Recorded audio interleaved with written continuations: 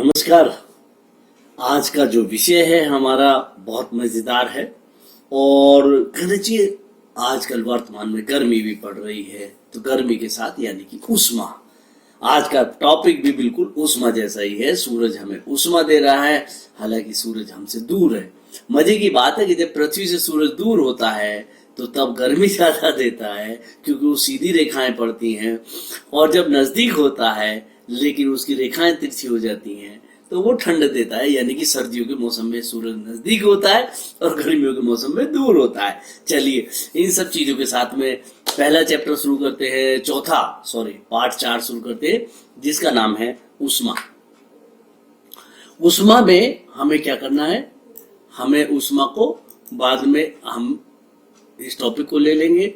गरम और ठंडा, सबसे पहली बात हम करते हैं कि गरम और ठंडा कैसे लगता है। हम देखते हैं कि किसी चीज में सर्दियों के मौसम में अगर आप लोहे की बेंच पे बैठ जाएं तो हमें बहुत ठंडी लगती है, लेकिन लकड़ी की बेंच पे बैठ जाएं या लकड़ी कुर्सी पे बैठ जाएं तो हमें कम ठंडी लगती है। तो इसी प्रकार से, और जब कपड़ों पे बैठ जाएं तो उतने ज्यादा ठंडे नहीं लगते सर्दियों में। ठीक है, तो ये जो है किसी भी चीज को हम ठंडा, गरम, मीडियम, इस तरीके से अलग अलग चीजों को छू कर, स्पर्श करके, बैठ के, हम संपर्क करके समझते हैं कि हमने ठंडा क्या होता है, गरम क्या है, चीजें कैसी है। जो हालांकि बड़ी क्लास में पढ़ेंगे कि वो ठंडा क्यों लगता है, उसके पीछे की बैकग्राउंड में जाएंगे, लेकिन बहरहाल अभी फिलहाल ठंडा गरम को चीजों को छूने से, स्पर्श करने से, जैसे प्लास्टिक है तो उसमें बहुत ज्यादा ठंडापन नहीं होता है। लोहे में क्योंकि उष्मा का सुचालक होता है, और कुचालक फिर वो अगली क्लासों की बात होगी। बहरहाल अभी आप चीजों को समझ ले, छू कर हम माथा देख के समझ जाते हैं कि उसको बुखार हो रहा है या नहीं हो रहा है। चीजों को छू कर समझ जाते हैं कि गर्म है या ठंडी है।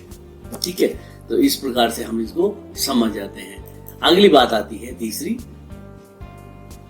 तापमान पर, थर्मामीटर पर।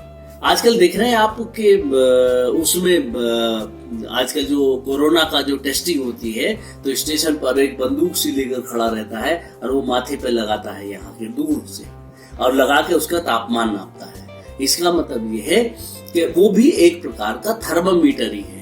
और वो जो थर्मामीटर है, जो आप डॉक्टर का यहाँ थर्मामीटर देखते हैं, वो आपके मुंह में लगाता है या बगल में लगाता है तो उससे शरीर का तापमान नापता है।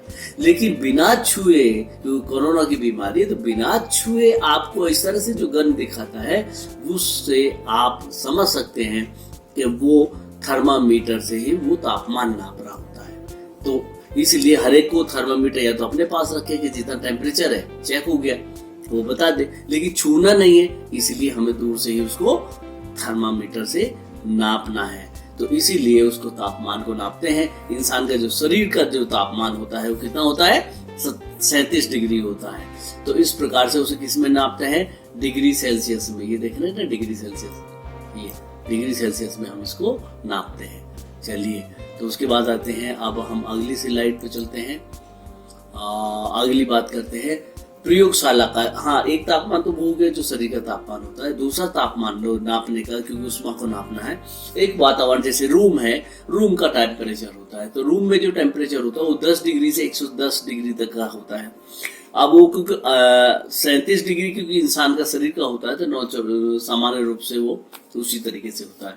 खैर, तो रूम का टेम्परेचर 110 डिग्री सेल्सियस तक का बनाया जाता है, क्योंकि हो सकता है कि आग लग गई हो तो उसमें टेम्परेचर में तो 100 डिग्री के ऊपर तो जाएगा ना वो। चलिए, तो 110 डिग्री तक हम उसको नाप सकते हैं। यहाँ पर आप देख भी रहे हैं इसको। चलिए, उसके बाद में हम चलते हैं तापमान की बात कर रहे हैं। ये प्रयोगशाला के तापमान की बात है। एक होता है उष्मा का स्थानांतरण। आपने देखा होगा उष्मा का स्थानांतरण कैसे होता है। अभी हम बात कर रहे थे थोड़ी देर पहले कि चीजें गर्म और ठंडी क्यों लगती है, महसूस होती है। आपने देखा है घर में चाय बनती है, तो जब वो चाय बनती है तो उसके कारण क्या होता है कि नीचे का जो स्टोव होता है और उसके ऊपर जो बर्तन रखा जाता है, तो धीरे धीरे वो गर्मी जो है उस बर्तन को मिलती है। गर्मी बर्तन को मिलने के बाद उसके अंदर जो पदार्थ रखा है, जो चाय बना रहे हैं, पानी, चाय की पत्ती, दूध, चीनी, जो कुछ भी डाल रहे हैं, वो सब फिर धीरे धीरे गर्म होने लगता है। तो इसका मतलब है कि वो उष्मा जो बर्तन में, उसमें चूल्हे में थी, और हमेशा गर्म सिरे से जो ऊष्मा चलती है वो गर्म से ठंडे की ओर चलती है। नीचे ऊष्मा गर्म है तो वो ठंडे की ओर चलेगी। और आपने देखा होगा कि जो कमरे होते हैं उसमें एग्जॉस्ट फैन लगा रहते हैं। वो एग्जॉस्ट फैन कहाँ लगे होते हैं? एग्जॉस्ट फैन ऊंचाई पे लगे रहते हैं ताकि उस कमरे की गर्म हवा बाहर चली जाए।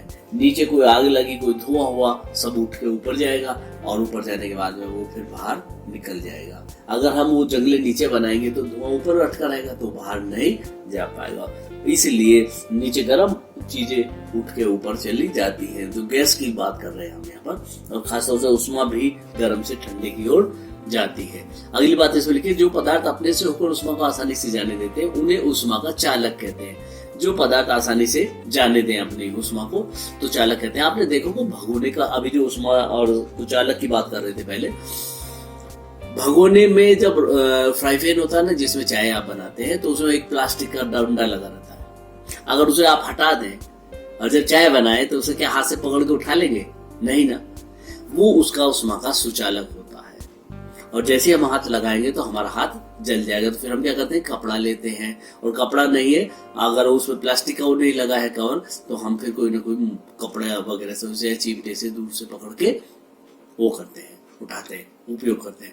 इसी प्रकार से उसमें रबड़ क्यों लगाई जाती है, ये कपड़ा क्यों लगाते हैं? इसलिए कि हमारे शरीर और उस बर्तन के बीच में, मान लीजिए सपोज करिए ये बर्तन का फ्राई पैन है, तो इसके और हमारे हाथ के बीच में कोई ना कोई चीज, कपड़ा होना चाहिए ताकि वो उसको डायरेक्टली हीट ना दे, यानी कि बीच में कुचालक हो जाए। और कुचालक होने के लिए क्या करते हैं, डंडा का जो फ्राई पैन का जो डंडा होता है उसके ऊपर प्लास्टिक हम लगा देते हैं। अगला बिंदु है, जो पदार्थ अपने से होकर उष्मा को आसानी से नहीं जाने देते उन्हें उष्मा का कुचालक कहते हैं। जैसे प्लास्टिक और लकड़ी, वो हमने आपको बता ही दिया। कुचालकों को उष्मा रोधी भी कहते हैं। जल तथा वायु उष्मा के कुचालक हैं। जल और वायु दोनों ही उष्मा के कुचालक हैं। जल भी नहीं है, लेकिन डिस्टिल वाटर होता है। जैसे पानी टंकी भरती है तो ऊपर एकदम सेंसेशन आ जाता है, आवाज आ जाती है, रिकॉर्डिंग चल जाती है, माइक चल जाता है, क्योंकि उसमें सर्किट पूरा हो जाता है, तो कुचालक का नहीं सुचालक का काम करने लगता है। ऐसी भी परिस्थितियां होती है। लेकिन वायु भी कुचालक का काम करती है। अगर वायु कुचालक का काम करती तो यहाँ बिजली आ रही है तो वो आपको घेर लेती, आपको शॉर्ट लगा देती चलते फिरते। लेकिन अभी नई टेक्नोलॉजी में वायु के अंदर जैसे मोबाइल के ईथर से तरंगे आ रही हैं, इस तरह से बिजली भी अब तरंगों के रूप में इसी तरह से कन्वर्ट होगी भविष्य में। चलिए, तो एक तो हो गया जो आसानी से जाने देते हैं, और जो नहीं जाने देते हैं कुचालक। और तो तीन बात यहाँ पर हुई। पहली कि गर्म से ठंडे की ओर जाएगी। दूसरा, जो आसानी से उनको जाने देते हैं हीट को, जैसे फ्राई पैन का डंडा, यानी कि लोहा, एल्युमिनियम है, लोहा है, कॉपर है, तांबा है, ये सब सुचालक का काम करते हैं, तो तेजी से उष्मा इधर से उधर ट्रांसफर हो जाएगी। और जो उसे नहीं जाने देते, तीसरी बात है, वो है प्लास्टिक है, लकड़ी है, आदि है, जो कुचालक का काम करते हैं। तो जो जाने देते हैं उष्मा को संचालन करते हैं उसे चालक कहते हैं, और जो नहीं जाने देते हैं उसे कुचालक कहते हैं, जैसे कि रबड़ और लकड़ी। लिखिएगा अपनी कॉपी में इन पॉइंटों को भी। चलिए, उसके बाद में आप आ जाइए, फिर अब आप आते हैं उष्मा के स्थानांतरण के बाद में अब आप आ जाइए समुद्र के ऊपर। आजकल तूफान आया हुआ है, समुद्र में तूफान आया हुआ है ना, कौन सा नाम है उसका बताइए?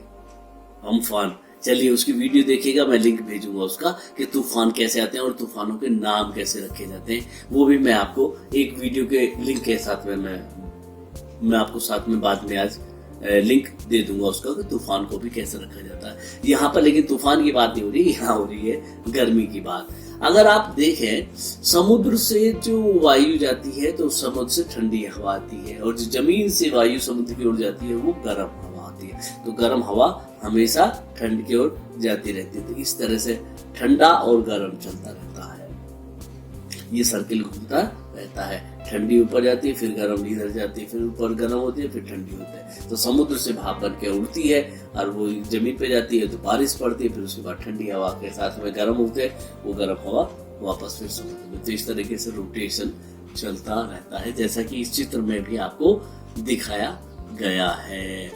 और इसमें एक चीज और गई है, तटीय क्षेत्रों में दिन के समय धरती या स्थल जल की अपेक्षा शीत गर्म हो जाता है। जो तटीय तल है, समुद्र किनारे हैं, वो जल्दी गर्म हो जाते हैं। स्थल के ऊपर की गर्म वायु गर्म होकर ऊपर उठती है। इसका स्थान लेने के लिए समुद्र की ओर से ठंडी वायु स्थल की ओर बहती है। चक्र को पूरा करने के लिए स्थल की ओर से गर्म वायु समुद्र की ओर बह जाती है।